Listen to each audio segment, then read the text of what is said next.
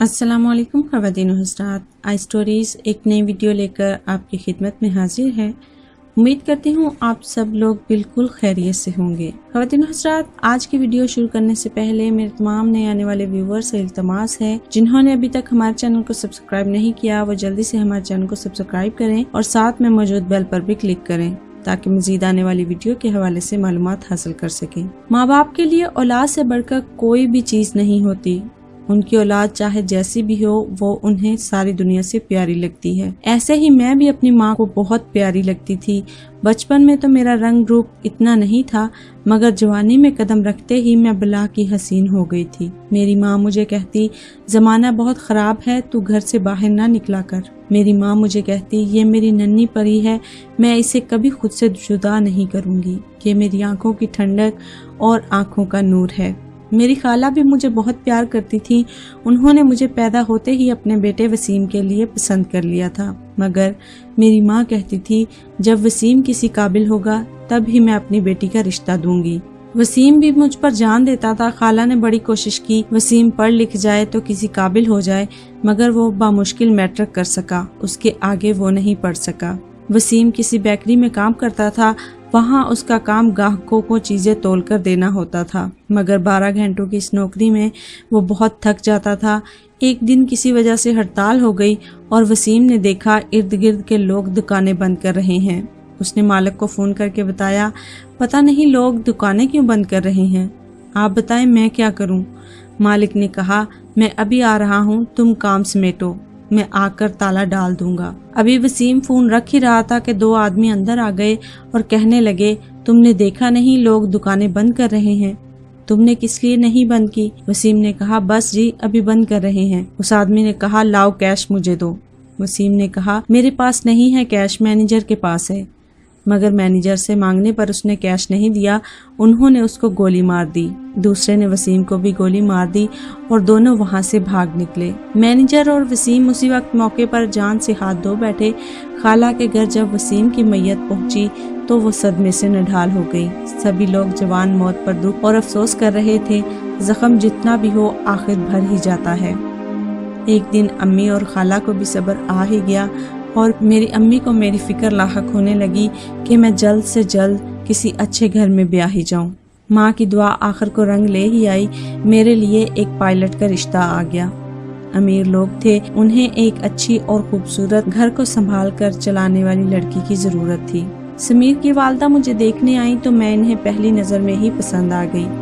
अम्मी ने खाला से सुलह मशवरा करके रिश्ता तय कर दिया। मैं समीर की दुल्हन बनकर उनके घर आ गई। समीर मेरे तसव्वुर से भी बढ़कर निकले।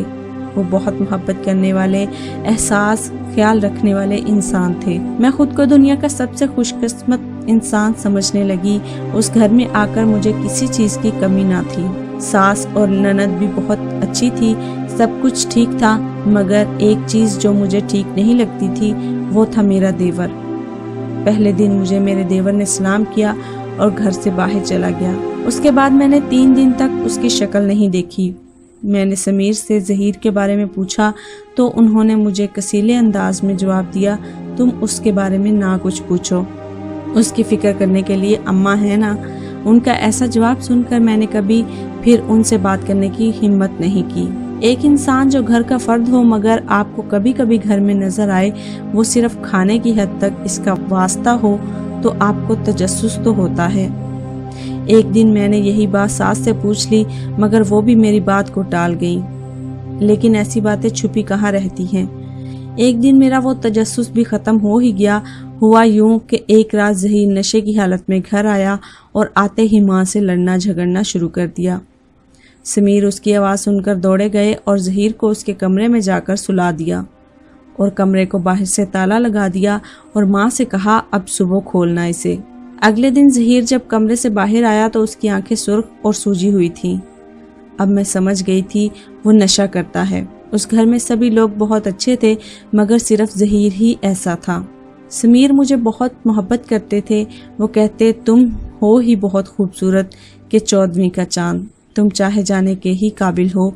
शादी के बाद मैं शोहर का प्यार मिलने के बाद और भी निखर गई। उस दिन जब ज़हीर घर आया तो वो बहुत तरंग में था। माँ की गोद में सर रख कर लेट गया और कहने लगा, मेरे सर में अपना हाथ फेरो, मुझे बहुत सुकून मिलता है। उस दिन उसने मुझे कहा, भाभी अच्छी सी चाय पिला दो, बहुत दिनों से अच्छी चाय नहीं पी। मुझे उसके देखने का अंदाज बहुत खौफनाक लगता था। वो जब घर आता तो मैं कोशिश करती अपने कमरे में ही रहूं। शादी की 6 महीने हो गए थे। अम्मी के घर आई तो अम्मी ने पूछा, ससुराल में सब लोग अच्छे तो हैं ना? हाँ, सब अच्छे हैं सिवाय एक के। बेइख्तियार मेरे मुंह से निकला तो अम्मी ने चौंक कर मेरी तरफ देखा और बोली, वो कौन? मैंने अपने देवर के बारे में बताया और साथ ये भी बताया कि मुझे उसकी नज़रों से डर लगता है। मुझे लगता है उसकी नज़रें मेरे जेवर पर हैं। मैंने अपने सोने की चैन और झुमके उतार कर रख दिए, मगर सोने की चूड़ियां समीर उतारने नहीं देते थे। तुम सुहागन हो, मुझे तुम्हारे हाथों में सोने की चूड़ियां अच्छी लगती हैं। माँ ने मुझे समझाया कि तुम्हारी सास और शोहर बहुत अच्छे हैं। आजकल के नौजवान नशे में पड़े जाते हैं तो घर वाले बेचारे क्या करें। अब वो ऐसी औलाद या भाई से किनारा कशी तो नहीं कर सकते ना। एक दिन मैं घर पर अकेली थी, समीर काम पर थे, सास अपनी बहन के घर गई हुई थी। मैं घर पर अकेली थी मगर मुझे बहुत डर लग रहा था। इतने में मेरी अम्मी आ गई। मैं बहुत खुश हो गई। जब मैंने अम्मी को बताया कि मैं डर रही थी तो वो कहने लगी, अपने घर में डर कैसा? मैंने कहा, अम्मी मुझे डर था, ज़हीर 2 दिन से घर नहीं आया, अगर आज वो आ गया तो क्या होगा? अम्मी ने कहा, तुम्हें इतना ही डर है तो तुम दरवाज़ा ना खोलना जब तक सास घर ना आ जाए। अम्मी वापस चली गई और ज़हीर भी नहीं आया। 2 दिन बाद सास दोबारा बहन की तरफ जाने लगी तो मुझे रहा ना गया। मैंने उन्हें कह दिया कि अम्मी आप मत जाएं, मुझे अकेले घर में डर लगता है। वो बोली, जिन्नों भूतों का वहम करती हो क्या? अब मैं तुम्हारे लिए कहीं आना जाना तो नहीं छोड़ सकती। मैंने कहा, नहीं ऐसी बात नहीं। उनको इस कदर गुस्से में देखकर मैंने उनसे कह दिया कि मुझे ज़हीर से डर लगता है। ये सुनते ही वो भड़क पड़ी, मैं हर बात बर्दाश्त कर सकती हूँ मगर कोई मेरे बेटे पर इल्ज़ाम धरे, मैं ये बर्दाश्त नहीं कर सकती। उन्होंने मुझे अच्छी खासी सुना डाली। उसी दिन ज़हीर घर आ गया। वो बहुत देर तक दरवाज़ा बजाता रहा मगर मैंने दरवाज़ा नहीं खोला। आखिर वो वापस चला गया। शाम को उसने माँ को शिकायत की कि मैंने उसके लिए दरवाज़ा नहीं खोला, मुझे सख्त भूख लगी थी। ये सुनते ही सास आग बगोला हो गई, मुझे बहुत बुरा भला कहा और आइंदा ऐसी हरकत करने पर घर से निकालने की धमकी दी। इस बार समीर की ट्रेनिंग 6 माह की थी और मुझे माँ के घर जाकर रहने की इजाज़त नहीं मिली। एक दिन सास बेटी से मिलने हैदराबाद चले गईं और मेरी अम्मी को फ़ोन कर दिया कि बेटी के पास चक्कर लगा लेना, मैं 1 दिन वहाँ रहूँगी। माँ जी के चाहते ही ज़हीर आ गया। मैंने सास के डर से दरवाज़ा खोल दिया। उसकी नज़र मेरी कलाइयों पर पड़ी तो गोया हटना ही भूल गई। मेरी सोने की चूड़ियों पर उसने ऐसी नज़र से देखा कि मैं अंदर तक कांप गई। उसने खाना मांगा, मैंने गर्म करके लाकर दे दिया। ट्रे उसके सामने रखी तो उसने फौरन मेरा हाथ पकड़ लिया और कहने लगा, आपकी चूड़ियाँ बहुत खूबसूरत हैं, आप माँ की जगह हैं, मैं आपको माँ की जगह ही समझता हूँ। अम्मी घर नहीं है और मुझे पैसों की सख्त ज़रूरत है। अम्मी से मांगता तो वो ज़रूर दे देती। मेरी अच्छी भाभी पुलिस मेरे पीछे लगी है, इनकार मत करना, मुझे दे दो। मेरा डर जायज़ था। मेरी छठी हिस्स जो कहती थी वो सब सच था। मैंने चूड़ियाँ उसको देने में ही आफियत जानी, इनकार पर ना जाने वो क्या करता। चूड़ियाँ लेते ही वो खाना खाए बिना ही चला गया। उसके जाने के बाद मैंने दरवाज़ा बंद किया और अपने कमरे में जाकर लेट गई और दुआ करने लगी वो दोबारा ना आए। 1 घंटे बाद दोबारा दस्तक हुई तो पहले सोचा नहीं खोलूंगी, फिर ख्याल आया कोई और हुआ या समीर हुए तो पूछा कौन है। जवाब मिला, मैं हूँ तुम्हारी माँ। आवाज़ सुनते ही मेरे मुर्दा तन में जान आ गई। उनके अंदर आते ही मैं उनसे लिपट कर रोने लगी। अम्मी घबरा गईं और पूछने लगी, क्या हुआ, क्यों रो रही हो? अम्मी को सारा हाल सुनाया। उन्होंने कहा, सास आ जाए तुम्हारी तो बात करती हूँ। एक नशई घर में है और बहू को अकेला छोड़कर चली जाती हैं। क्या बेटे के करतूत नहीं जानती? शाम को सास का फोन आया। अम्मी ने बात की और बेटे की सारी हरकत बता दी। सास ने कहा, मैं अभी सवार हो रही हूँ, आप इस बात का जिक्र समीर से बिल्कुल ना करना। 3 घंटे बाद सास आ गई और आते ही अम्मी से माजरत करने लगी। वो बोली, मेरी ऐसी 24 चूड़ियाँ थीं, 6 बेटी को दी हैं और 6 बहू को। बाकी 12 मेरे पास मौजूद हैं। बेटी तुम गम ना करो, मैं तुम्हें चूड़ियाँ दे दूंगी, मगर समीर को कुछ मत बताना। उस वक्त तो मैं खामोश रही, मगर जब समीर आए मैंने उनसे सारी बात बता दी। पहले दिन से ही इसलिए डरती थी, वो मेरे जेवर को तकता था। समीर बहुत शर्मिंदा थे। वो कहने लगे मैंने अम्मी को पहले दिन ही कहा था इसको पैसे ना दे, मगर वो कहती पैसे ना दिए तो वो चोरियां करेगा, जेल जाएगा, फिर भी इसको छुड़ाने जाओगे, बदनामी अलग होगी। अम्मी ने समीर से कहा वो मुझे अलग घर में रखे, नहीं तो वो मुझे ले जाएंगी।